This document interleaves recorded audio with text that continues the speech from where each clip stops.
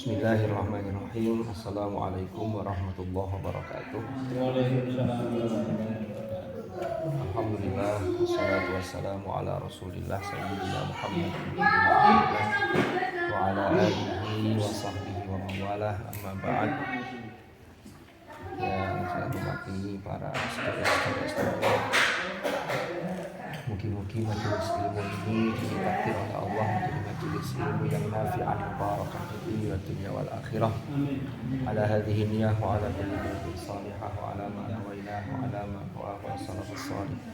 Thumma ila hadratin nabiyil mustafa Muhammad sallallahu alaihi wasallam wa ila hadrati ikhwanihi minal anbiya wal mursalin والصحابة والتابعين والعلماء العاملين والمصنفين وأئمة المجتهدين والقراء المفسرين وإلى سلسلة مشايخنا في تعليمنا وتعلمنا ونخص خصوصا إلى وصولنا في هذا المعهد حضرة الشيخ أزواجه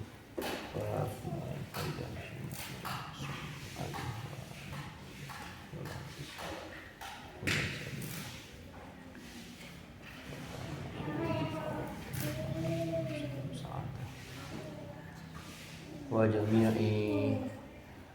مشايخهم وأصولهم وفروعهم ونفعنا بهم وبعلومهم في الدارين آمين. الفاتحة.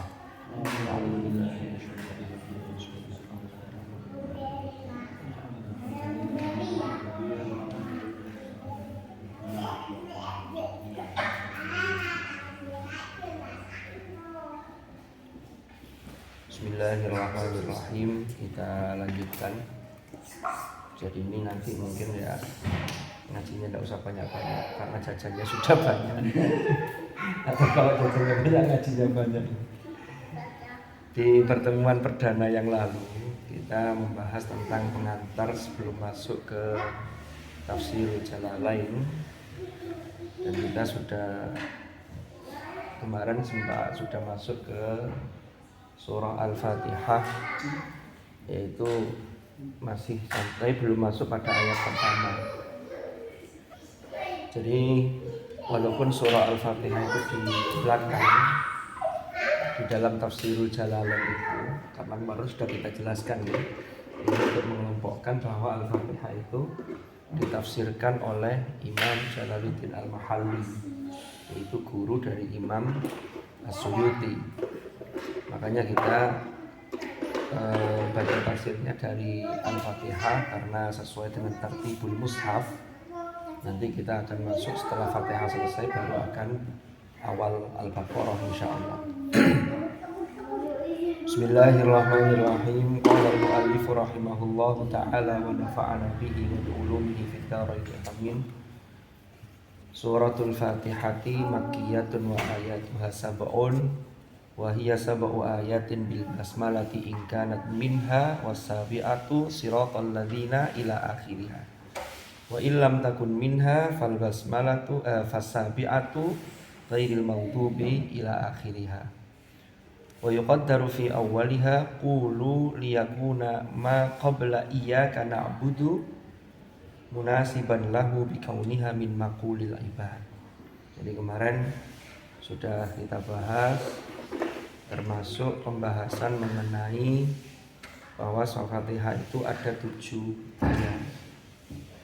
Ini berdasarkan firman Allah dalam surah Al-Hijr, walaqad atainaka sab'am minal mathani wal qur'anal azim. Dan Al-Hijr itu disebutkan di dalam As-Sawi Makkiyah bi ijma', yaitu surah Al-Hijr itu kategorinya surah Makkiyah. Ini ijma'. Ulama sepakat bahwa semua sepakat bahwa Al-Hijr itu Makkiyah. Ini ada yang menarik di dalam penjelasan Imam As-Sawi. Jadi ketika beliau menjelaskan suratul Fatihah itu beliau memaparkan tidak kurang dari 20 nama bagi surah Al-Fatihah. Yang pertama ya disebut Al-Fatihah. Ya, makanya di sini ada penjelasannya.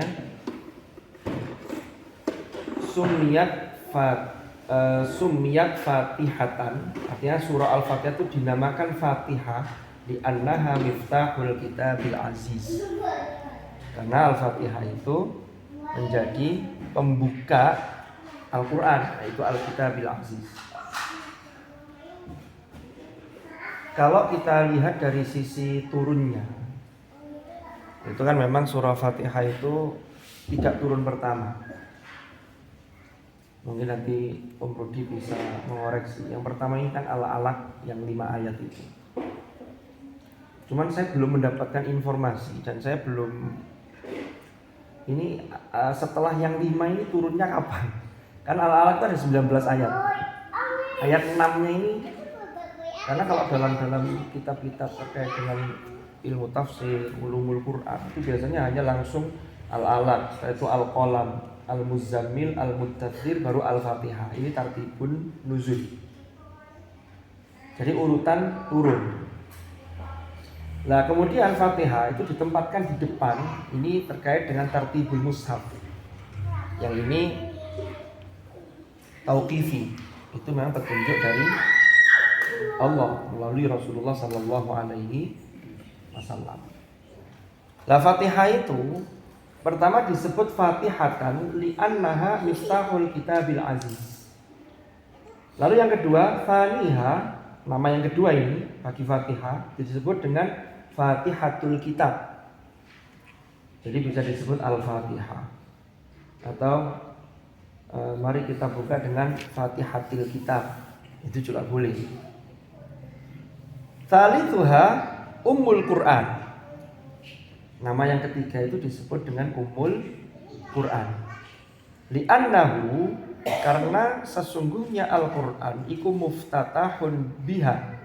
Jadi Quran itu dibuka atau dimulai dengan Al-Fatihah.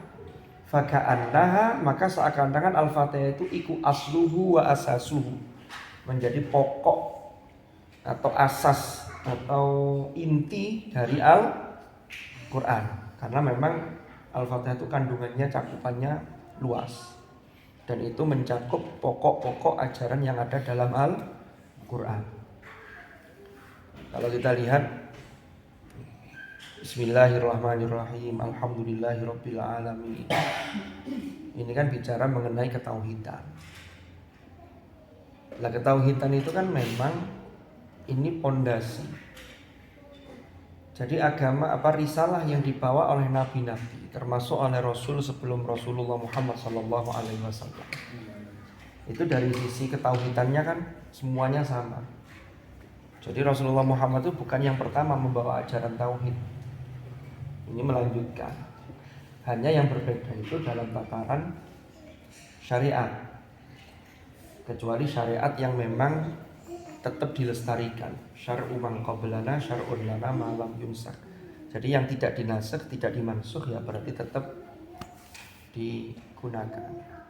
Seperti syariat ibadah haji kan gitu. Syariat khitan itu syariatnya Nabi Ibrahim.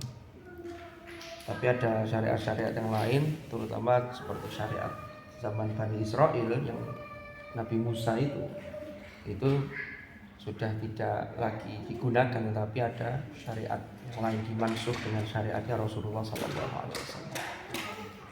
Nah, kembali ke tadi, jadi ketauhidan. Ar-Rahmanir Rahim, Maliki Yaumiddin, lalu iyyaka na'budu wa iyyaka nasta'in. Menunjukkan aspek ibadah. Na'budu itu umum. Nah, nanti kan dijelaskan di ayat-ayat yang lain di Al-Quran itu kan ada ibadah-ibadah yang sifatnya murni, makdo aspek aqimis shalah atau aqimus shalah wa atuz zakat dan seterusnya. Ini bicara mengenai ibadah. Nasta'in itu menunjukkan kelemahan manusia. Nah, kita ini sangat lemah. Makanya kita ini selalu meminta pertolongan kepada Zat yang maha segala-galanya, yaitu Allah.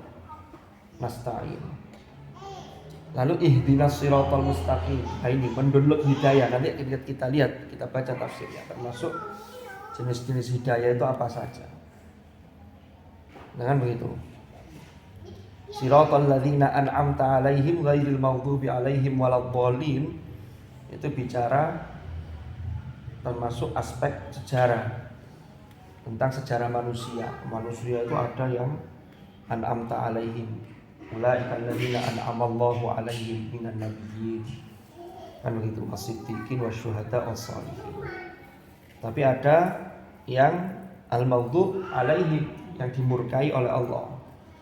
Allah murka terhadap mereka. Ada juga jenis-jenis yang ad-dhalin, kan begitu. Jadi ini cakupan-cakupan dari rincian yang ada dalam Al-Qur'an itu asasnya, ya, intinya, usulnya, yang pokok-pokok itu terangkum dalam surah Al-Fatihah. Makanya disebut dengan Ummul Quran. Rabi'uha suratul Kanz, disebut dengan Al-Kanz, surah Al-Kanz. Ya. Kenapa? Karena dia turun min kanzi tahtil arsh. Kanzun itu apa ya maknanya? Gudang atau apa? Yang pas apa dimaknanya apa? Kanzun. Ada kursusan kanzul lughah. Kanzun itu kayak sebuah tempat, ya, perbendaharaan bisa, tempat gudang itu juga bisa ya pakai kanzun ya. Jadi ini turun dari sesuatu hal yang luar biasa, ini min kanzi tahtal arsh. Jadi di bawah arsh. Karena kandungannya luar biasa. Makanya disebut dengan surah Al-Kanz. Khamisuha Al-Kafiyah. Wah, disebut juga surah Al-Kafiyah. Kafiyah itu, ya, mencukupi. Jadi sudah mencukupi. Sadisuha Al-Wafiyah. Nah ini disebut juga yang keenam itu, nama surah Al-Fatihah itu Al-Wafiyah, li'annaha wafiyatun kafiyatun fi sihhatis shalah an ghairiha indal qudrati 'alaiha. Apa maksudnya ini? Jadi Al-Wafiyah karena Quran itu sudah Fatihah itu sudah mencukupi fi sihhatis shalah, dalam sahnya salat, an ghairiha indal qudrati 'alaiha. Jadi kalau orang sholat padahal dia mampu baca Fatihah, kok dia tidak baca Fatihah, maka tidak sah. Tapi dengan baca Fatihah ini sudah mencukupi terkait dengan keabsahan sholat. La sholata illa bi Fatihatil kitab. Ada yang matan yang lain, la sholata liman lam yaqra bi Fatihatil kitab. Kan begitu. Ini sabi'uha asyafiyah. Asyafiyah itu ya terkait obat, jadi penyembuh.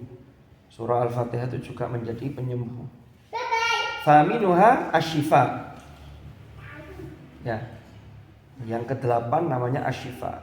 Cuman ini jarang digunakan orang.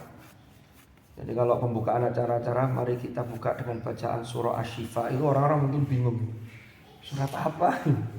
Yang sering itu kan Ummul Kitab, Ummul Quran, surah Al-Fatihah. Yang sering kan itu. Oh, monggo. Lanjut. Faminuha yang ke-8 disebut asyifa, hiya syifa'un min kulli da'.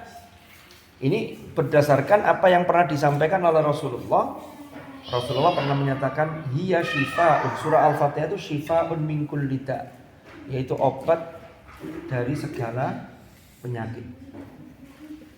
Tasi'uha, nah, nama yang ke-9 ini As-Sab'ul Mathani. Disebut As-Sab'ul Mathani. Ini sempat kita bahas nih kemarin. Jadi As-Sab'ul Mathani li'annaha sab'u ayatin 'ala sahih. Sawa'un qulna innal basmalata minha aula. Jadi disebut As-Sab'ul Mathani karena Al-Fatihah itu 7 ayat yang diulang.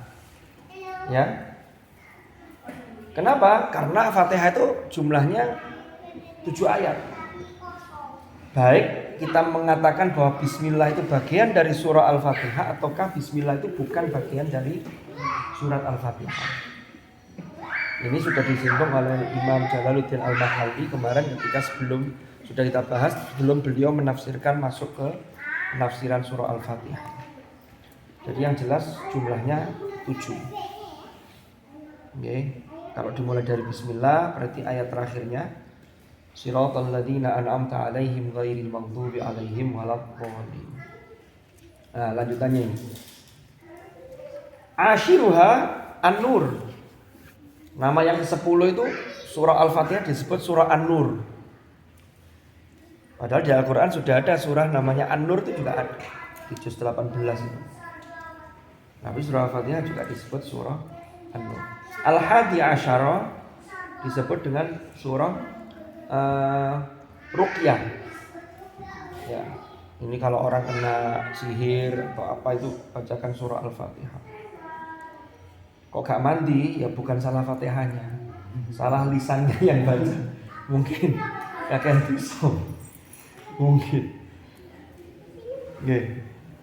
Asani Asyar yang ke-12 namanya adalah suratul hamdi wa syukur. Jadi surah alhamd, pujian dan juga syukur. Ungkapan terima kasih, syukur. Asalitha Asyar ad-du'a, disebut juga surah ad-du'a. Ar-rabi'a Asyar ta'limul mas'alati listimaliha ala dzalika. Ta'lim itu pengajaran. Al-mas'alah itu bicara mengenai memohon pada Allah. Makanya di sini pengajaran yang luar biasa. Listimaliha ala dzalik. Termasuk ketika seseorang meminta hak nasta'in, maka urutannya itu takdimnya yang didahulukan na'budu dulu. Jadi laksanakan hak dulu baru memohon, laksanakan kewajiban dulu baru memohon kepada Allah hak, yaitu minta pertolongan. Al-Khamisah Asyar yang ke-15, Al-Fatihah itu disebut namanya suratul munajah. Ya, itu surat yang isinya permohonan, ada munajat. Ihdinas siratal mustaqim, itu kan kita minta agar senantiasa berada di jalan hidayah, berada di jalan as-siratal mustaqim. As-sadisa Asyar suratul tafwid yang ke-16 disebut dengan surah tafwid. Tafwid itu penyerahan, jadi kita pasrah kepada Allah. As-sabi Asyar suratul su'al, yaitu surah as-su'al. Soal itu yang meminta, memohon, sama kayak doa tadi. As-samina Asyar suratul ummil kitab, ini masyhur. Mari kita buka dengan ummul kitab, itu juga sering dipakai orang. At-tasya Asyar Fatihatul Quran, yang ke-19 namanya Fatihatul Quran. Al-Ishrun yang ke-20 surah Al-Fatihah itu disebut dengan surah As-Shalah. Jadi kalau ada yang ngomong begini, mari kita buka dengan bacaan surah As-Shalah, itu suratul Fatihah. Ya. Dasarnya mana? Sini. Sudah tadi. Li khobarin, ini berdasarkan khobar, berdasarkan hadis. Jadi ini hadis qudsi. Rasulullah menyampaikan firman Allah Ta'ala, qasamtus salata baini wa baina abdi nisfaini. Aku membagi salat di antara diriku dengan hambaku itu menjadi 2 bagian. Kan salat itu mesti di dalamnya membaca suratul Fatihah. Maka surah Al-Fatihah itu dibagi 2 ini. Ini hadisnya begini lanjutannya. Fanisfuha li, separuh dari as-shalah itu untukku, wa nisfuha li abdi, dan separuhnya lagi untuk hambaku. Wa li abdi, dan hak bagi hambaku adalah ma utawi sesuatu sa'ala yang ia mohonkan, yang dia minta. Yaqulul abd, ya, seorang hamba berkata atau membaca Alhamdulillahi Rabbil Alamin. Jadi kalau kita baca surah Al-Fatihah dalam sholat, setelah baca Alhamdulillahi Rabbil Alamin, itu Allah jawab, Yaqulullah hamidani abdi, oh hambaku memujiku. Itu makanya dulu ya ini Musta'in, kita itu pernah cerita Al-Fatihah itu kalau berdasarkan dari khobar ini, itu berarti sing api itu modelnya yo diwakaf. Nah sekarang itu di masyarakat kita itu banyak yang kadang-kadang itu antara wasol dan wakof itu tidak jelas, tidak konsisten. Contoh, umpama baca cepat, ini biasanya kejadiannya tuh sering pada sholat tarawih itu. Di kampung-kampung kan kata Bismillahirrahmanirrahim, Alhamdulillahirabbil alamin, arrahmanirrahim, maliki yaumiddin. Ini kan tidak jelas. Ini wasol apa wakof? Padahal aturannya kalau wakof berarti harus ambil nafas. Tapi kalau wasol maka tidak boleh ambil nafas, tapi harokat akhir harus dibaca. Ini banyak, termasuk nun sewu, kadang-kadang yang sudah hafal Quran pun gak paham. Moco waqi'an cepet ya. Idza waqa'atil waqi'ah laisa li waqa'atiha kadhibah khafidatur rafi'ah idza rujjatil ardu rajja. Koyoknya bener tapi keliru. Padahal mestinya kalau wasol nggak ambil nafas harus dibaca harokat akhir. Idza waqa'atil waqi'atu laisa li waqa'atiha kadhibatun khafidatun rafi'ah. Sama kayak Fatihah. Bismillahirrahmanirrahim. Alhamdulillahi rabbil alamin, arrahmanirrahim, maliki yaumiddin. Nah, tapi kalau berdasarkan khobar ini, maka kalau kemudian seakan-akan ada satu dialog antara seorang hamba dengan Tuhan, maka secara etika ini sing apik yo mandek. Tapi bagaimana kalau kita dikejar waktu, umpama kayak terawih tadi. Soalnya kesuwen yo makmumi selak buyar. Ini jangan-jangan kesuwen lalu salam imami dewean. Makmumi sudah pulang. Maka ya tetap menggunakan iya sing golek sing cepet. Tetap menggunakan wakof. Tapi kalau kita tahu maknanya, maka yang bagus itu memotongnya itu sesuai dengan potongan ini. Sesuai dengan khobar qasamtus sholata baini wa baina abdi nisfain. Di mana itu? Sampai pada maliki yaumiddin, waqaf di situ. Jadi bismillah sama maliki disambung enggak apa-apa. Tapi maliki yaumiddin setelah ketika iyyaka na'budu wa iyyaka nasta'in ini buka baru lagi. Jadi setelah diwaqafkan di maliki yaumiddin. Bismillahirrahmanirrahim. Alhamdulillahi rabbil alamin, arrahmanir rahim, maliki yaumiddin.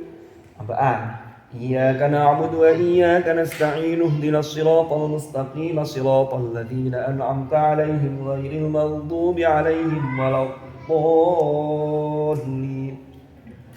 Jadi dari dua. Lah kenapa kok dua? Ini yang ditanya. Yaqulul 'abd Ar-Rahmanir Rahim.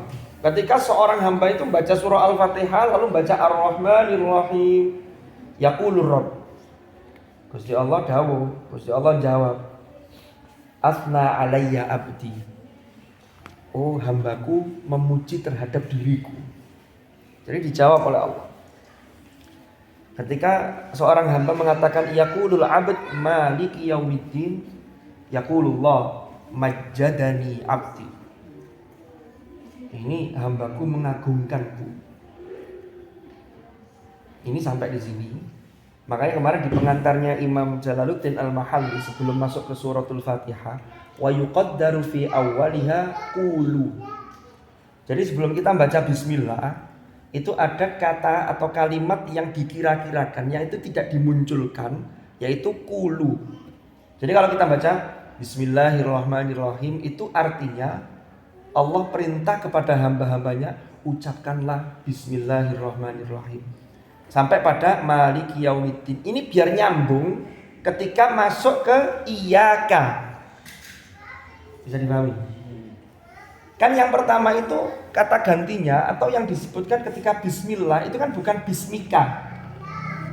Sehingga bismillah itu menggunakan isim yang menunjukkan, ini kalau dalam bahasa Arab ini disebut pihak ketiga. Bismillah. Orang nggak ada di hadapan. Beda dengan K. Kalau K itu kan mukhatab. Mukhatab itu saya langsung berhadapan dengan yang saya ngobrol dengan siapa. Lah ketika iyyaka, ini nanti kalau dalam kajian bahasa Arab itu ada namanya iltifat. Iltifat itu peralihan Dari asalnya dhamir yang ghaib menuju ke mukhatab, menuju ke orang kedua. Ya. Maka kata Imam Jalaluddin Al-Mahalli, ini ditakdirkan ada kulu. Ini biar cocok munasiban lahu. Dan ini yang lanjutannya liyakuna ma qabla iyyaka na'bud munasiban lahu bikauniha min maqulil ibad. Bahwa ini kesannya biar semuanya itu adalah perkataan hamba. Cuma nanti sebelum kita masuk ke penafsiran bismillah sampai alhamdulillah, itu kenapa Allah menggunakan pihak ketiga, kata pihak ketiga yang Allah dan seterusnya, itu ada rahasia yang luar biasa. Lanjut. Yaqulul abd iyyaka na'budu wa iyyaka nasta'in. Allah jawab, yaqulullahu azza wa jalla, hadhil ayatu baini wa baina abdi. Jadi ketika kita baca iyyaka na'budu wa iyyaka nasta'in, Allah dawuh, ini adalah ayat antara diriku dan hambaku. Wali abdi ma sa'ala. Dari bagi hambaku, yaitu dia berhak sesuai dengan apa yang dia minta. Yaqulul abd. Nah, lanjutannya ini mulai kita masuk ke permohonan kita. Ihdinas siratal mustaqim siratal ladzina an'amta 'alaihim ghairil maghdubi 'alaihim waladdallin. Allah menjawab, yaqulullah fahaula'i li 'abdi wa li 'abdi ma sa'ala. Wis kabeh gaya hambaku. Ya. Dan bagi hambaku yaitu apa yang ia minta. Ini terkait dengan nama-nama suratul Fatihah.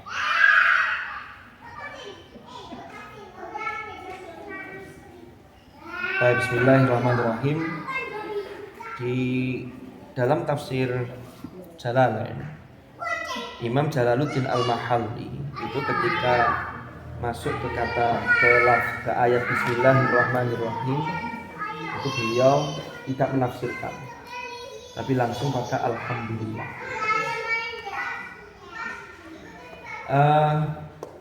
Kalau kita baca di beberapa, termasuk ada riwayat, kullu amrin dzibalin la yubta'u fihi bi bismillah fahuwa aqta. Segala sesuatu kebaikan itu, kalau sesuatu yang memiliki nilai kebaikan yang tidak dimulai dengan bismillah, maka dia terputus dari rahmat Allah.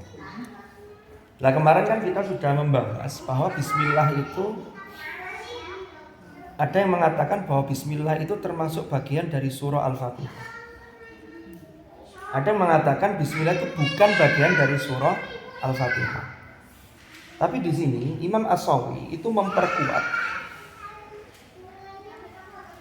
bahwa bismillah itu mestinya itu digabung dengan alhamdulillah. Kenapa? Karena ada satu fadilah yang luar biasa. Ini, idza qara'tal Fatihata fassil bismillahirrahmanirrahim bilhamdulillah maksudnya fi nafasin wahidin min ghairi qat'in. Jadi kalaupun dipisah, difasal, kan fasal itu memisah, kalau wasal itu kan menyambung. Tapi fasal itu memisah, tapi tidak al-qat'u. Kalau al-qat'u itu mengakhiri bacaan kita. Jadi mari bismillahirrahmanirrahim, wis mari gak nerusno apa-apa, namanya al-qat'u. Kita ngaji, baca sekian surat, sekian ayat, selesai, lalu ditutup dengan tasdik, shadaqallahul azim, berarti al-qat'u. Tapi kalau fasal, ini berarti koyok waqaf itu loh. Jadi waqafkanlah bismillah dengan alhamdulillah, tapi jangan al-qat'u. Berarti bismillahirrahmanirrahim. Lanjutkan, alhamdulillahirabbil alamin. Dalilnya mana? Ibnu Abbas.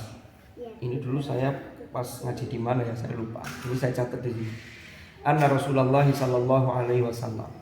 Jadi ada riwayat Abdullah Ibnu Abbas. Rasulullah sallallahu alaihi wasallam itu beliau itu memulai sholat beliau kana yaftatihus sholata bi bismillahirrahmanirrahim. Ini Ibnu Abbas itu memulai Fatihah itu dengan bismillah. Dan memang dalam madhab-madhab itu selain madhab Maliki, ya Ahmad bin Hambal itu kan tetap membaca bismillah tapi dengan sirri, tidak dikeraskan. Tapi kalau Maliki memang bismillah itu bukan bagian dari Al-Fatihah. Sehingga ayat ke-6-nya kan kemarin sudah kita bahas, siratal ladzina an'amta 'alaihim. Baru ayat ke-7-nya ghairil maghdubi 'alaihim waladdallin. Lalu lanjutannya, yang kedua yang menguatkan itu qala ta'ala, ini dikutip, ini riwayatnya atau sanadnya disebutkan di sini. Periwayatannya. Ini langsung saya bacakan saja. Qala ta'ala, ya Israfil, bi'izzati wa jalali wa judi wa karami, man qara'a bismillahirrahmanirrahim marratan bi fatihatil kitabi marratan wahidatan. Jadi kalau berdasarkan hadis ini berdasarkan qala ta'ala ini yang di sini nih. Ini qala ta'ala yang disampaikan Rasulullah, berarti hadis qudsi. Itu bismillah satu kali lalu disambung dengan Fatihatil kitab marratan wahidatan. Ini berarti membaca mulai alhamdulillah tapi dimulai dari bismillah. Ishhadu anni ghafartu lahu. Ya. Saksikanlah bahwasannya aku mengampuni dia, yaitu orang yang baca bismillah lalu digandeng dengan Fatihatul kitab. Alhamdulillah sampai waladhdallin. Ya. Wa qabiltu minhul hasanati, dan aku terima darinya kebaikan-kebaikan yang dia lakukan. Wa tajawaztu anhu sayyiati, keburukan atau kejelekan-kejelekan yang dia lakukan aku berikan pengampunan, berikan pemaafan. Wala ahriqu lisanahu finnar, dan aku tidak membakar lisannya di neraka. Ya. Wa ujiruhu min azabil qabr, dan aku memberikan pahala atau memberikan balasan, memberikan ganjaran, membebaskan dia dari azab kubur, wa azabin nar, dan juga azab neraka. Wal faza'il akbar.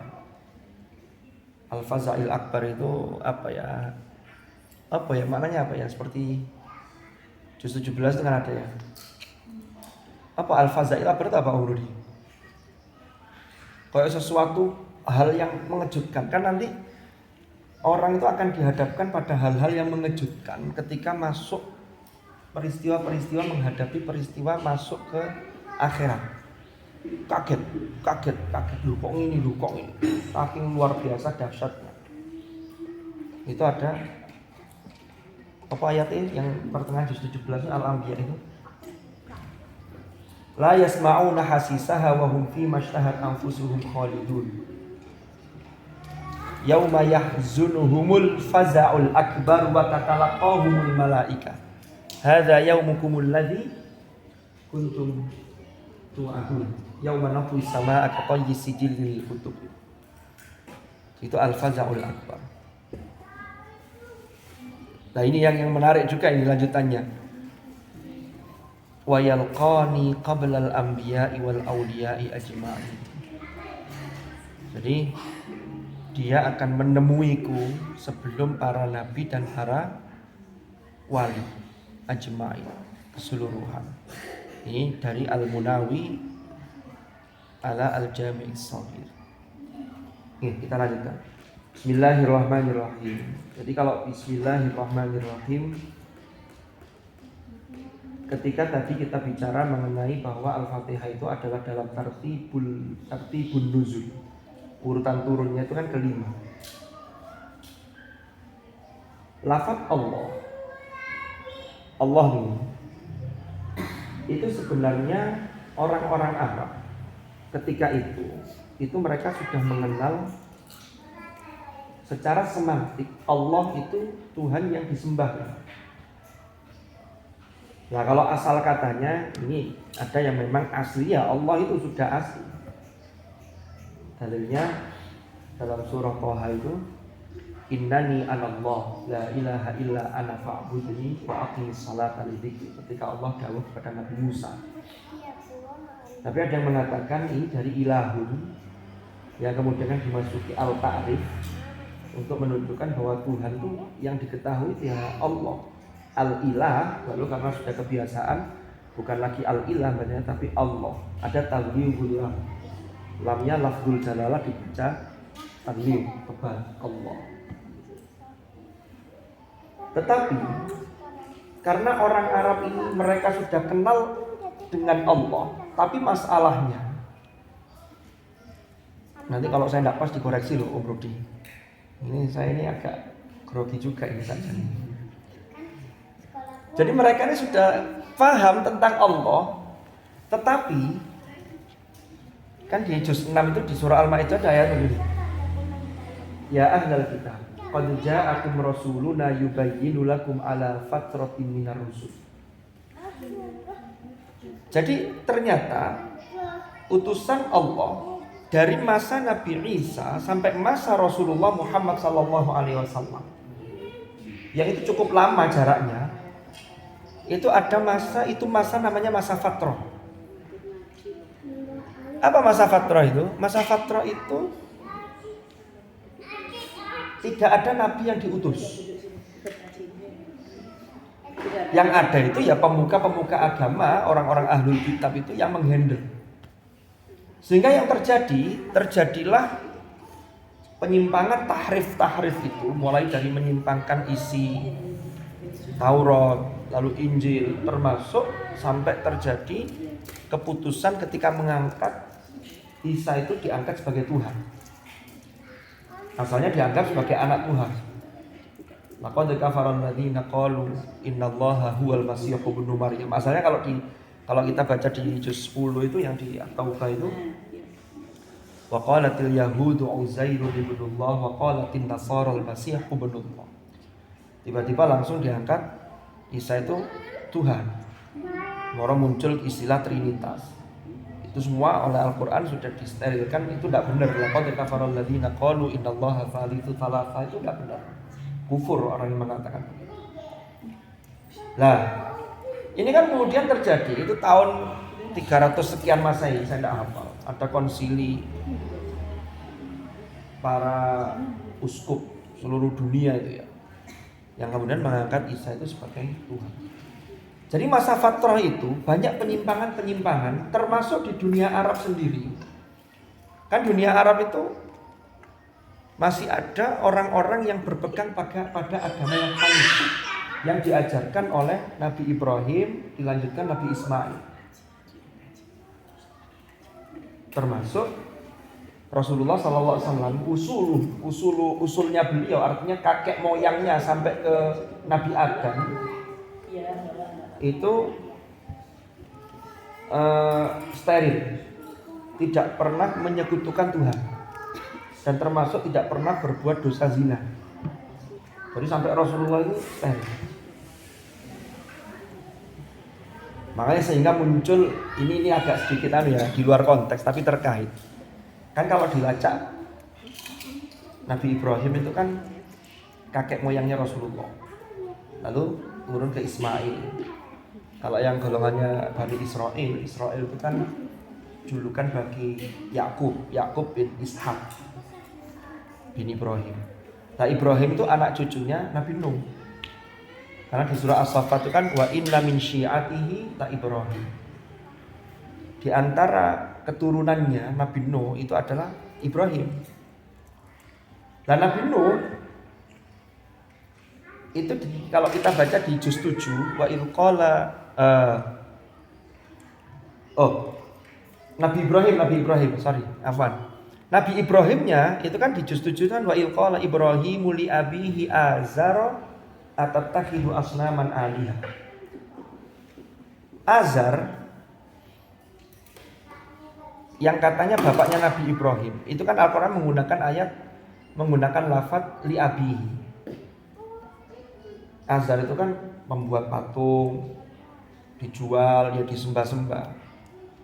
Sehingga ada ulama yang mengatakan bahwa Azar itu sesungguhnya bukan bapak kandungnya Nabi Ibrahim. Karena orang Arab itu menggunakan kata abun itu bisa untuk bapak, untuk paman juga abun. Ya. Tapi kalau walid itu mesti bapak kandung. Wa walidi wa ma walad. Dan demi bapak dan anak yang ia lahirkan. Ini dulu para ilmuwan sempat bertanya-tanya.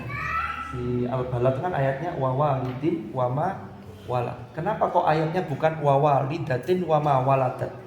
Dan demi ibu dan anak yang dilahirkan. Yang melahirkan itu bapak apa ibu?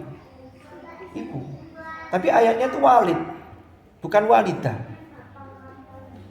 Ternyata saya baca buku penelitiannya, ada dosen UIN biologi, Prof. Bayin namanya. Itu salah satu rahasianya. Ini sebenarnya mufassir sudah mengungkap itu, tapi didukung dengan alat tafsir penelitian ilmiah. Penentu jenis kelamin anak itu kromosom X atau Y itu bapak. Ya kan begitu.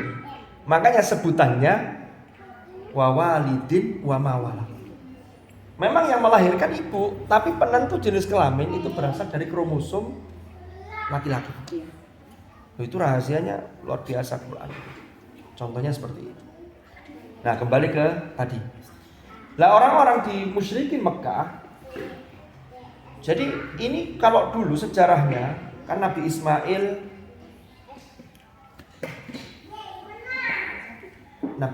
itu kan putranya Nabi Ibrahim dari ibu yang bernama Hajar. Nah, Hajar itu adalah budak yang dihadiahkan oleh Raja Mesir kepada Saroh, istrinya Nabi Ibrahim. Karena lama tidak punya putra, akhirnya Saroh ini memberikan hadiah budak itu kepada suaminya, lalu dinikahi, akhirnya punya anak Ismail. Ini sebelum Nabi Ishak lahir. Karena jarak antara Ismail dengan Ishak itu cukup jauh. Nabi Ibrahim punya anak Nabi Ismail itu katanya wakilah itu kira-kira umur sekitar 86. Karena baru khitan kan 80 tahun. Tapi punya anak Nabi Ishak itu sudah 120-an tahun. Jadi Ishak itu adiknya tapi jauh sebenarnya. Nah, Nabi Ismail ini kemudian Allah perintahkan kepada Nabi Ibrahim untuk membawa Ismail dengan Hajar itu di tempat yang jauh dari Hebron, Palestina. Tempat itu ternyata inda baitikal muharram. Di situ sudah ada Baitullah. Makanya cikal bakal Baitullah itu kalau kita baca Atlas Al-Quran, kalau tidak salah tulisannya Dr. Sami Abdullah Al-Maghluf itu sudah dibangun sejak Nabi Adam. Bahkan ada riwayat ini yang membangun sesungguhnya para malaikat. Makanya Nabi Ibrahim dan Ismail itu tidak membangun Ka'bah tetapi meninggikan. Fondasinya sudah ada. Makanya ayatnya kan wa idh yarfa'u. Bukan membangun tapi meninggikan. Singkat cerita Nabi Ismail di situ itu lembah yang tandus, tidak ada tanaman, ghairi dzi zar'in. Tapi karena punya keyakinan yang luar biasa, keimanan yang kuat, sehingga Ibrahim meninggalkan istri dan anaknya di situ. Imam Ibnu Katsir itu di dalam Qisasul Anbiya itu beliau menjelaskan itu hanya ditinggali sekantung kurma sama sekantung air. Sudah habis bekal sampai akhirnya air susunya tidak lagi keluar karena nutrisinya tidak tercukupi. Tapi hebatnya Ibu Hajar. Tapi Ibu Hajar sebelum ditinggal tanya ke Ibrahim, jenengan ini serius ini mau ninggalin saya sama anak ini? Ibrahim tidak bisa jawab. Begitu pertanyaan Allahu amaraka bidza. Naam. Langsung Sayyidah Hajar itu menjawab dengan idzan huwa lan yudhiyya. Kalau begitu pasti Allah tidak akan menyia-nyiakan kamu. Jadi keimanannya kuat. Nah disitulah ini cikal bakal bangsa Arab. Nah, bangsa Arab itu dalam kajian sastra Arab itu dibagi paling tidak ada 3. Ada namanya al-Arab al-Ba'idah, ada al-Arab al-Aribah, sama al-Arab al-Musta'ribah. Singkat cerita, nanti anak keturunnya Ismail ini, kenapa kok sampai beranak cucu? Karena Nabi Ismail kan di situ. Itu nggak ada orang sama sekali. Tapi akhirnya Hajar ini berusaha mencari sumber air, naik ke bukit Sofa Marwah. Sampai akhirnya di bawah jejakan kakinya Ismail itu terpancarlah air itu. Lalu Hajar berdoa, zam itu kumpullah itu maksudnya waktu itu Hajar itu maunya ini airnya biar nggak kemana-mana, tapi ternyata doanya dari seorang Hajar yang solihah itu yang terkandung di situ tidak hanya airnya yang ngumpul, tapi kandungannya luar biasa untuk kesehatan. Makanya Rasulullah dawuh kan ma'u zamzam lima syu'ibalah.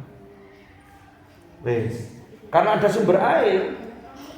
Ini orang-orang yang dari daerah Yaman, ini Bani Qahtan, apalagi ketika Yaman itu terjadi jebolnya bendungan itu. Nah, mereka ini ketika melakukan perjalanan dagang dari Yaman menuju Syam, itu kan melewati Makkah. Lah karena ini Makkah ini dilewati, biasanya lewat aja, karena di situ tidak ada yang patut untuk disinggahi. Begitu ada sumber air, mulai wah itu kok ada burung-burung yang turun, berarti di sini ada sumber air. Akhirnya mereka masuk ke situ, datang minta izin ke Hajar kan, boleh nggak kami tinggal di sini? Hajar ya dengan senang hati. Kenapa? Karena selama ini dia hanya berdua dengan putranya yang masih kecil, masih bayi. Nah, disitulah mulai ada kehidupan. Nabi Ibrahim datang, sekali datang. Itu panjang ceritanya kalau itu. Kita nggak sampai nggak menceritakan itu, kelamaan nanti. Lah, singkat cerita, ini orang-orang Bani Qahtan mulai tinggal di sekitar situ. Sampai Ismail mulai beranjak dewasa, sampai beliau kemudian menikah dengan salah satu putri dari Bani Qahtan. Disitulah kemudian cikal bakal bangsa Arab namanya Al-Musta'ribah. Lah yang Bani Qahtan tadi, ya mereka bersuku-suku, mereka juga ada suku sendiri. Tapi tetap keturunan Ismail inilah yang memegang kendali atau yang punya hak untuk bertanggung jawab terhadap Ka'bah, Zam-Zam, jadi si Koya memenuhi kebutuhan minumnya para jamaah haji dan seterusnya. Itu tetap Ismail dan keluarga. Itulah yang sampai turun temurun sampai ke Quraisy, sampai ke kakek Rasulullah sallallahu alaihi wasallam, Rasul Abdul Muthalib. Nah, sehingga Quraisy ini memiliki kedudukan yang terhormat dibanding kabilah-kabilah yang lain. Ya karena ini tuan rumahnya, ini yang punya aslinya dulu kan begitu, Ismail ini.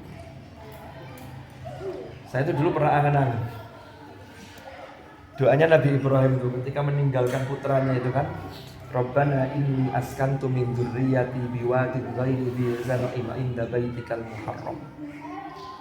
Ya Allah Tuhan kami, sesungguhnya aku menempatkan sebagian dari keturunanku di sebuah tempat biwadin ghairi dzi zar'in yang tidak memiliki tanaman karena tidak ada air. Tapi 'inda baitikal muharram, dekat dengan rumahmu yang terhormat, yang dimuliakan. Untuk apa? Rabbana liyuqimus shalah, agar mereka senantiasa mendirikan shalat. Lah yang menarik lanjutannya ini. Faja'al af'idatam minan nasi tahwi ilaihim. Maka jadikan hati sebagian manusia, hati orang-orang itu punya kecenderungan terhadap mereka, punya respect. Jadi respect, orang-orang itu respect. Tahwi ilaihim. Lanjutannya, warzuqhum minats tsamarat. Anugerahkanlah rizki bagi mereka itu termasuk rupani itu dari buah-buahan. La'allahum yashkur. Ini doa yang cerdas. Jadi itu sehingga kemudian para orang-orang mengambil satu ibrah, satu pelajaran yang luar biasa. Ternyata doa untuk anak-anak itu, anak-anak kita itu yang paling baik itu pertama menjaga pondasi sholatnya, karena ini pondasinya, tiangnya agama. Baru setelah itu Baru faja'al afidatan minan nas tahwi ilaihi warzuqhum minaf thamarat. Minta agar diberi fasilitas, tapi di situ disebutkan minaf thamarat. Nabi Ibrahim tidak meminta makanan pokok. Saya angan-angan ya, jangan setuju boleh, tidak setuju gak ada apa-apa. Ini kalau angan-angan jadi, oh ya kok minat thamarat. Oh ternyata boleh jadi. Ibrahim itu begini. Kalau hanya minta makanan pokok, maka orang yang terpenuhi kebutuhan pokoknya itu belum tentu terpenuhi kebutuhan nutrisi buah-buahannya. Umpama ada orang penghasilannya pas-pasan, dia akan milih untuk beli yang pokok. Buah itu kan mahal. Buah yang kok di. Tapi kalau orang terpenuhi buah-buahannya, tidak mungkin dia tidak makan makanan pokok. Saya tidak makan nasi, saya harus tuku gedang, kayaknya enggak. Tuku semongkok. Jadi ini luar biasa ini. Warzuqhum minas thamarati la'allahum yashkurun. Terus doa sholat itu 2 kali Nabi Ibrahim. Di bawahnya nanti ada doa lagi, Rabbi ja'alni muqimas sholati wa min dzurriyyati. Ya. Jadikanlah aku itu sebagai orang yang senantiasa mendirikan sholat. Wa min dzurriyyati. Itu ayatnya ada minnya. Saya itu diceritani teman saya yang di Lajnah Pentasihan Mushaf ketika merevisi penerjemahan Al-Quran dari terjemahan tahun 1974, lalu ada edisi terbaru terjemahan itu 2019 yang diterbitkan Kementerian Agama. Itu ternyata mengalih bahasakan atau terjemah itu melibatkan banyak pakar. Itu sempat terjadi perdebatan yang lama antara Prof. Malik Madani Jogja dengan Prof. Quraisyah. Gara-gara apa? Gara-gara mintok itu loh. Waktu itu debatnya ilmiah, bukan debat musuh-musuhan ya. Ini min apa? Apakah sebagian? Berarti kalau sebagian ini Nabi Ibrahim koyok-koyok wis ngerti nanti anak turunnya juga tidak semuanya wa min dzurriyyati. Itu padahal mintok itu. Jadi memang Quran itu kalamnya itu singkat, padat. Di bukunya Pak Quraisy kan juga ada ya, di Mukjizat Al-Quran itu beliau mencontohkan wallahu yarzuqu may yasha'u bighairi hisab. Allah, kalau terjemahnya cuma gini, Allah memberi rezeki pada orang yang Allah kehendaki dengan tanpa hisab, tanpa hitungan, tanpa batas. Muncul pertanyaan, yang bighairi hisab itu apanya? Apakah kuantitas rezekinya? Masuk juga. Ternyata bighairi hisab itu bisa kuantitas rezekinya, gak hitungan. Bisa juga bighairi hisab itu Allah kalau ngasih orang itu tidak perhitungan, dilihat wong iki sregep taga. Sehingga semua hambanya, karena Allah punya sifat Ar-Rahman, itu diberi, digelontor dengan rezeki. Bisa, terus pokoknya tidak pilih-pilih, itu juga bighairi hisab. Allah tidak pilih-pilih, sampainya Ar-Rahman. Jadi hanya bighairi hisab saja itu ternyata bisa memunculkan pemahaman yang luas. Nah, kembali ke Bismillah tadi. Nah, orang-orang Arab itu sudah mengenal Allah secara semantik bahwa Allah itu adalah zat yang disembah. Tetapi karena masa fatrah tadi, sehingga di Mekah dan sekitarnya termasuk itu mereka ini menyembah Allah, tapi mereka sudah menduga bahwa Allah itu sangat jauh. Lalu ada dugaan mereka Allah itu punya anak. Ya kan begitu. Pokoknya dituduh macam-macam. Buktinya apa? Surah Az-Zumar. Mereka kan masang berhala-berhala. Orang yang pertama kali naruh berhala di sekitar Ka'bah itu namanya Amr bin Lu'ay. Itu atas-atasnya jauh sebelum Rasulullah. Tapi termasuk Quraisy. Nah, mereka ini ketika ditanya, ngapain kok naruh berhala ini? Apa jawaban mereka? Mana buduhum, kami tidak menyembah berhala ini, tidak menyembah mereka. Illa liyuqarribuna ilallahi zulfa. Mereka sudah mengenal ilallah, Allah.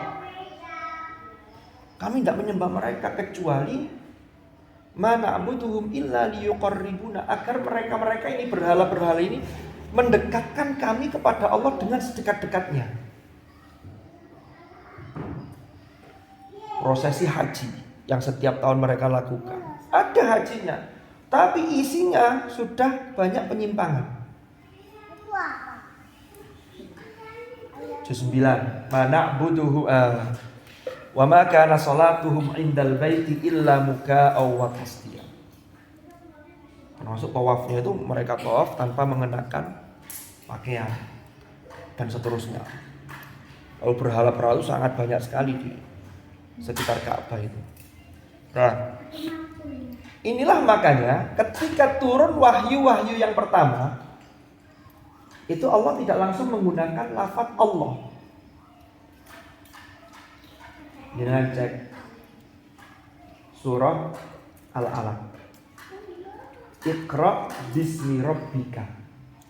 Bacalah wahai Muhammad dengan nama Tuhanmu. Alladzi khalaq, yang menciptakan. Itu menggunakan rob semua. Iqra bismi rabbikal ladzi khalaq. Khalaqal insana min 'alaq. Iqra wa rabbukal akram. Pakai rob lah. Alladzi 'allama bil qalam. Wes. Orang-orang musyrikin Mekah, ketika mereka disampaikan bahwa Muhammad mendapatkan wahyu dari Tuhannya, dan Muhammad menyatakan, apalagi ketika turun kum fa'anziz wa rabbaka fakabbir, surah Al-Muddathir, itu juga masih pakai rob. Kum fa'anziz wa rabbaka fakabbir wa thiyabaka fatahhir. Disampaikan ke mereka, mereka menduga-duga siapa Tuhannya Muhammad.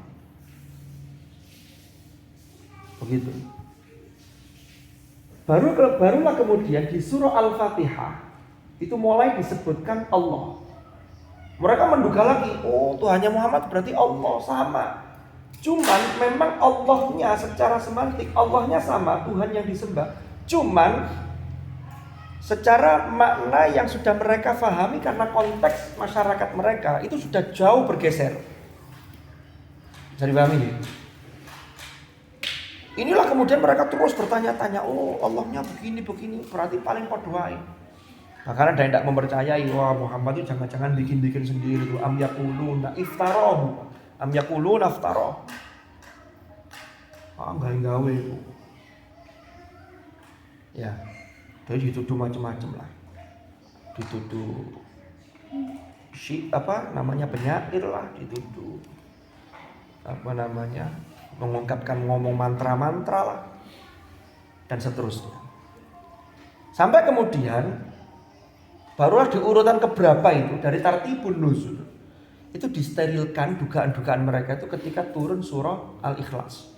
Qul, katakanlah wahai Muhammad, huwallahu ahad, Allahus samad, lam yalid wa lam yulad wa lam yakul lahu kufuwan ahad.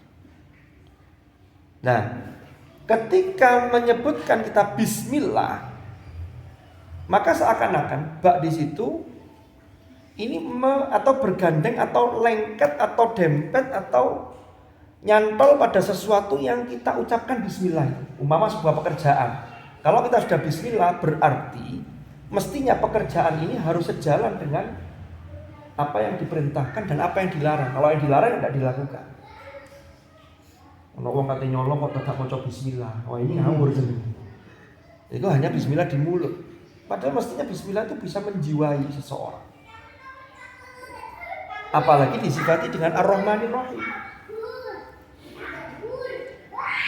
Ar-Rahman itu kan kalau bicara soal akar kata dengan Ar-Rahim itu kan sama.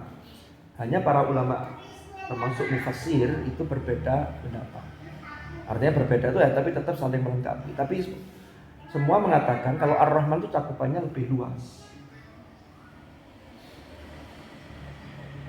Saya tuh pernah angen-angen ngeten. Di Al-Quran ada surat Ar-Rahman tapi tidak ada surat Ar-Rahim. Lanjutannya Ar-Rahman itu apa? Ar-Rahman allamal Qur'an. Karena sifat Allah yang sangat kasih sayang kepada manusia itu dibuktikan atau apa istilahnya, diimplementasikan dengan Allah turunkan, Allah ajarkan Al-Quran, Allah pahamkan Al-Quran, Allah beritahukan Al-Quran. Alam Al-Quran. Kenapa? Karena Quran itu petunjuk. Kalau orang hanya untuk hidup di dunia saja, tidak perlu Al-Quran, mungkin bisa menjadi negara maju. Karena mereka tidak percaya adanya kebangkitan setelah orang mati. Dikira mati ya wes. Padahal nanti itu mereka menyesal. Di akhir surah An-Naba itu kan, wa yaqulul kafir. Orang kafir itu akan mengatakan begini, ya laitani kuntu turaba. Oh, getun ngene ngerti yang ini celaka kami. Tahu gini mending kami ini menjadi tanah. Artinya tanah itu apa? Ya jadi hewan. Sehingga kembali jadi tanah tidak dimintai pertanggungjawaban, tapi kan dihidupkan lagi. Nah, orang-orang yang keras kepala tidak percaya. Surat Yasin kan juga begitu. Mereka bertanya, "Mayyuhyil 'idhama wa hiya ramim?" Masuk mungkin tulang ajur ini cik iso dibangkitkan lagi dimintai pertanggungjawaban. Mereka tidak percaya. Nah, periode-periode Makkah itu penguatan secara akidah ketauhidan. Sehingga ayat-ayatnya itu bicara tentang ketauhidan sama tentang hari akhir. Terus diasah ini. Nah, kembali ke Ar-Rahman tadi. Ar-Rahman itu jauh lebih luas. Kalau Ar-Rahim ini spesifik hanya untuk orang-orang mukmin. Ayatnya dalam Al-Quran, wa kana bil mu'minina rahimah. Allah itu terhadap orang-orang mukmin itu bersifat rahim. Bersifat rahim. Ada yang berpendapat lagi begini, kalau Ar-Rahman itu kasih sayang Allah di dunia mencakup semua, mau maksiat, mau taat, mau iman, mau kafir, semua mendapatkan fasilitas. Allah terapkan sunnatullah. Non muslim kufur nyambut gawe ini secara sunnatullah bener, ya bisa jadi hasilnya banyak. Ini secara sunnatullah. Lah rahim ini ada ulama yang mengatakan rahim itu kasih sayang Allah nanti di akhirat yang diberikan kepada orang mukmin. Kenapa? Karena kasih sayang Allah di akhirat hanya kepada orang mukmin. Orang kafir sudah selesai. Makanya orang kafir kemudian hanya ada satu ayat yang khitabnya langsung disebut ya ayyuhalladzina kafaru. Surah At-Tahrim. Dengan cari yang lainnya tidak ada ya ayyuhalladzina kafaru. Oh ya ayyuhalladzina amanu banyak. Ya ayyuhalladzina kafaru la ta'tadzirul yaum. Innama tujzauna ma kuntum ta'malun. Wahai orang-orang kafir, la ta'tadzirul yaum. Sudahlah hari ini kalian jangan ojo getun wis. Innama tujzauna ma kuntum ta'malun. Ya kalian akan dibalas sesuai dengan apa yang kalian lakukan ketika di dunia. Makanya dulu itu ya Om Budi ya di Munas Alim Ulama NU itu kan pernah ramai gara-gara orang kafir itu dalam konteks berwarga negara, sesama warga negara Indonesia itu tidak dipanggil kafir tapi sebutannya diperhalus non muslim. Itu ternyata kalau kita lihat dalam Al-Quran, di Al-Quran itu ketika mendialog orang-orang yang kafir, terutama kafir dari golongan ahlul kitab. Kan kafir itu kan lam yakunil ladzina kafaru, ada yang min ahlil kitab, ada yang musyrikin. Ini yang kafir yang min ahlil kitab itu. Itu Al-Quran itu mengajak dialog itu tidak ada panggilan ya ayyuhalladzina kafaru. Ketika ada kul ya ayyuhal kafirun, itu orang-orang yang memang kekufurannya, ini periode Mekah, yang kekufurannya itu sudah memusuhi Nabi Muhammad sudah luar biasa. Abu Jahal, Abu Lahab, termasuk siapa? Al-Walid ibnul Mughirah barang itu. Tapi yang lain-lain ahlul kitab itu disapa dengan ya ahlal kitab. Qul ya ahlal kitab ta'alau ila kalimatin sawa'im bainana wa bainakum alla na'budu illallah. Jadi memang santun sekali Al-Qur'an. Jadi satu-satunya yang langsung ya ayyuhalladzina kafaru itu nanti di akhirat. La ta'tadirul yaum innama tujzauna ma kuntum ta'malun. Nah, kembali lagi ke Ar-Rahman dan Ar-Rahim tadi. Lafaz Ar-Rahman atau sifat Ar-Rahman itu hanya boleh disandarkan hanya Allah. Makhluk tak bisa. Karena kasih sayangnya ini total. Makanya kalau orang namanya Rahman itu depannya kasih Abdur Rahman. Hamba Allah yang Maha Rahman, disebut sifat Ar-Rahmannya. Tapi kalau namanya Ahmad Rahman tak boleh. Tapi kalau Rahim boleh. Abdur Rahim boleh. Ahmad Rahim boleh. Kenapa? Karena Rahim itu juga sifat yang disandang oleh makhluk, tetapi jelas porsinya beda. Ketika disandarkan sifat itu pada Allah dengan makhluk itu beda. Contohnya apa? Rasulullah Muhammad itu Allah sendiri yang menyebut, laqad ja'akum rasulun min anfusikum azizun 'alaihi ma 'anittum harisun 'alaikum bil mu'minin raufur rahim. Sehingga rauf, rahim itu boleh untuk makhluk. Cuman porsinya tetap berbeda. Kalau dikasih abdun ya enggak masalah. Karena kan kembalinya tetap hamba Allah yang baik. Tapi kalau Rahman namanya siapa? Ahmad Rahman, enggak pas. Harus ada penyandaran diidhofahkan Abdur Rahman. Ini tentang Ar-Rahman Ar-Rahim. Lalu terakhir, ini bismillah saja nih, waktunya sudah malam kayaknya. Semalaman nanti. Lalu Ar-Rahman Ar-Rahim niku maknanya bisa ngeten. Kan tadi ada hadis yang kullu amrin bi balin la yubda'u fihi bi bismillah fa huwa aqta. Pokoknya mau melakukan kebaikan atau perbuatan yang di dalamnya mengandung kebaikan kok tidak dimulai dengan bismillah, maka rahmat Allah terputus. Karena bismillah ini menjiwai. Kita lihat Ar-Rahman dan Ar-Rahim, apa itu? Kasih sayang. Maka kalau kita melakukan sesuatu maca bismillah, maka itu landasannya kasih sayang, tidak asal-asalan jadinya.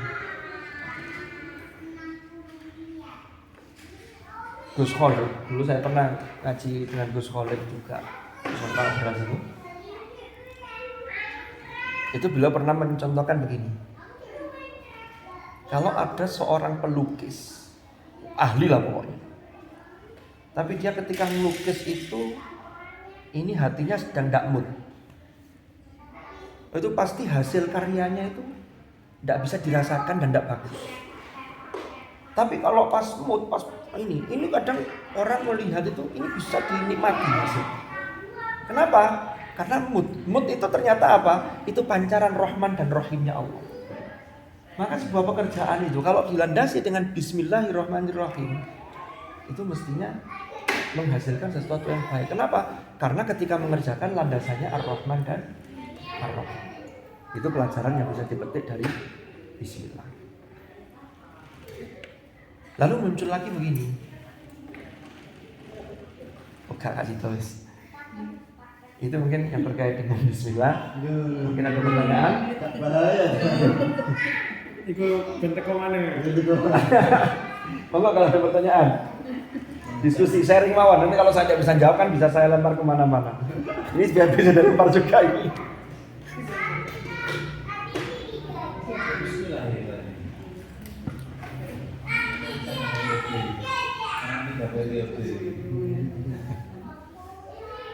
Alhamdulillah juga luar biasa. Bismillahirrahmanirrahim. Alhamdulillah. Sedikit tentang alhamdulillah ya. Nanti nggak tutup lah minggu. Nanti kita lanjutkan. Boleh bulan depan, kalau awal bulan berarti 2 minggu lagi. Nanti ikut di akhir bulan, tanggalnya 1 bulan. Terus nanti saya ikut aja lah, adminnya nanti gimana.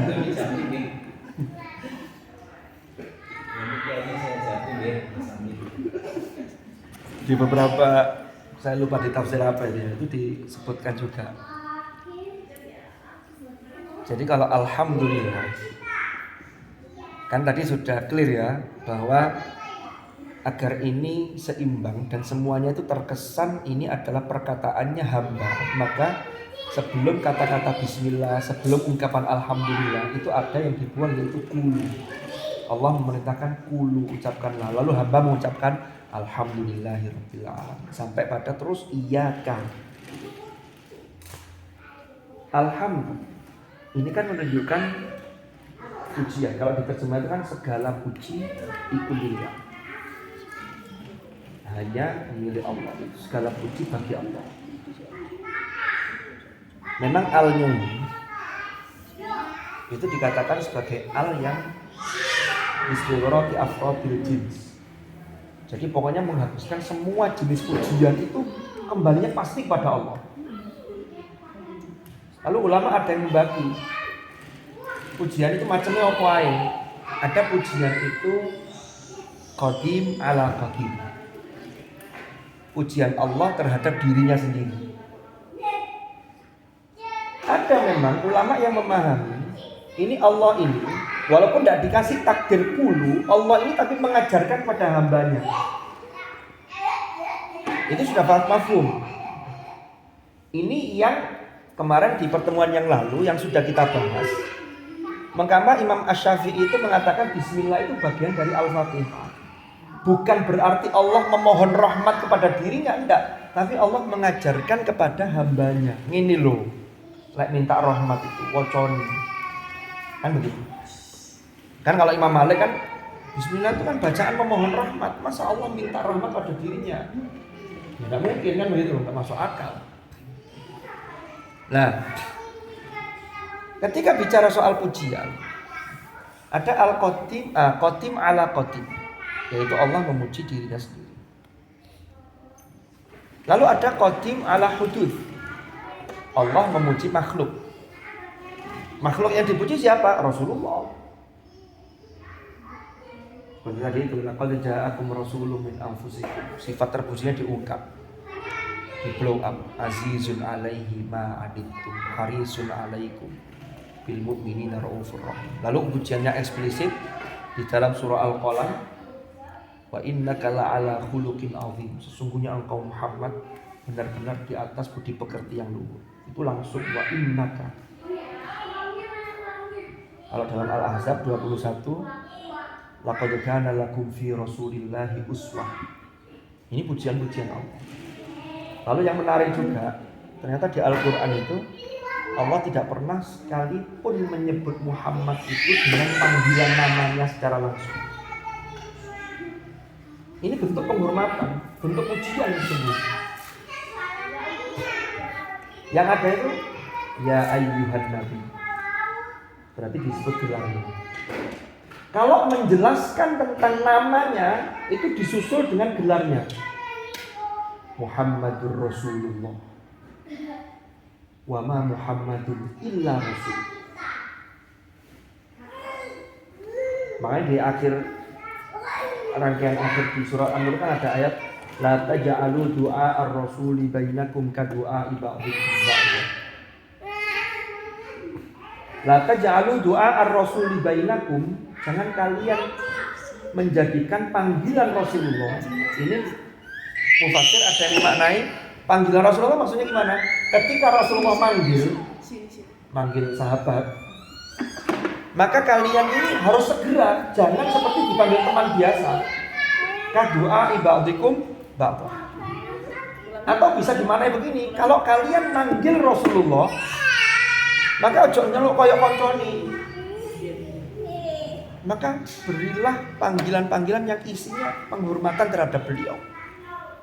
Maka dalam tradisi kita, ketika menyebut nama Nabi Muhammad itu diberi sayyidina, itu termasuk itu penghormatan. Nah, lalu yang ketiga ada pujian itu hudud, kan tadi qadim ala qadim. Lalu ada qadim ala hudud, ada hudud ala qadim. Pujian makhluk terhadap Tuhan. Ini yang hakiki. Yang keempat, pujian makhluk terhadap makhluk. Ini sajane nisbi. Karena orang itu tidak punya apa-apa kecuali dia dianugerahi oleh Allah. Tapi kita tetap wajib terima kasih, muji cukup secukupnya, tapi ajarannya luar biasa. Ketika Allah memuji dirinya, Jangan bersani, ungkapannya menggunakan alhamdulillah, bukan ahmaduka. Saya memujimu ya Allah. Bukan juga alhamdulillaka. Kalau laka kan berarti langsung mukhatab. Ini enggak, ini lillah. Berarti yang dipuji itu tidak berada di tempat. Maka etika memuji yang baik itu ketika orangnya tidak berada di depan kita. Nah kita ini kan enggak. Lek muji wong ning ngarepe tapi lek ngelek-ngelek no wonge pas gak ono. Nah ini padahal harusnya lek muji itu jangan di depan orang. Orang itu lebih bagus. Kenapa? Ini untuk menjaga orang yang dipuji yang bersangkutan agar karena kadang-kadang namanya penyakit hati itu kan gak mesti. Sudah berusaha apa? Padahal pikir-pikir ya pujian uang itu ya wis mari dipuji terus kate lapo ya wis lapo artinya. Kan tidak juga menambah apapun bagi. Malah sahabat Sinten itu yang jadi kalau ada orang yang mencela itu Abu Bakar ya. Ya apa kata-katanya itu Gus? Abu Bakar As-Siddiq itu kalau dipuji dan dicela orang itu ya apa dungane? Lupa ya. Pokoknya intinya kan gini. Nek ana wong ngarani padahal kita ndak ngarani apik termasuk itu kita minta ampun kepada Allah, mudah-mudahan apa yang disampaikan orang itu apik. Itu memang kedepannya saya semakin baik. Lah kita tuh kadang ndak ya, kadang dipuji lebih gitu gak disusui, gak nyusukno gitu. Jadi kayak wis dipek kabeh. Iya aku nyenak ngono. Tapi lek dilokno walaupun kenyataan gak trimo. Nah ini makanya ini dari alhamdulillah itu menggunakan lillah kok bukan laka. Itu salah satu pelajaran yang bisa kita petik yang luar biasa. Rabbil alamin. Bagaimana Rabbil alamin? Dan bagaimana Maliki Yaumiddin Ar-Rahmanir Rahim kok terulang lagi? Insyaallah kita lanjutkan pada episode yang akan datang. Gimana? Lanjut apa sudah? Wallahu a'lam bishawab. Oh iya. Kan ya? Sudah. Enggak kalau break ya break aja. Betul. Kita ngegelak. Dia itu sampai berhenti 5 kali ya. Ini enggak break gimana? Ini sudah overhead. Oke, matur nuwun mudah-mudahan. Monggo kalau ada yang pertanyaan. Ini kalau ada diskusi ya monggo nanti kita diskusikan bareng, kita cari bareng-bareng. Jadi saya sih berharap tidak hanya dari satu sumber sehingga yang lain juga bisa menyampaikan. Maka saya tadi mengatur berkali-kali ke Gus Rudi. Ini kalau saya tidak pas tolong dikoreksi lah, diarahkan lah. Karena kan ini butuh pengarahan juga. Wallahu a'lam bishawab. Mungkin bermanfaat, mungkin berkah. Al-Fatihah.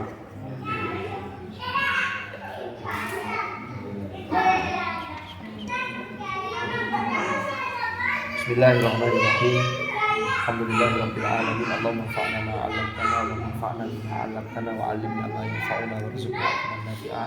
Allahumma ij'al ijtima'ana hadza ijtima'an marhuma wa tafarruqana min ba'dihi tafarruqan ma'suma wa la taj'al ma'ana wa fina shaqiyyan wa la mahruma bi rahmatika ya arhamar rahimin.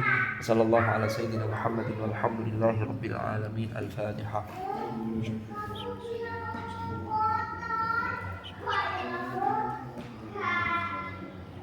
Matur nuwun pangapunten. Assalamualaikum warahmatullahi wabarakatuh.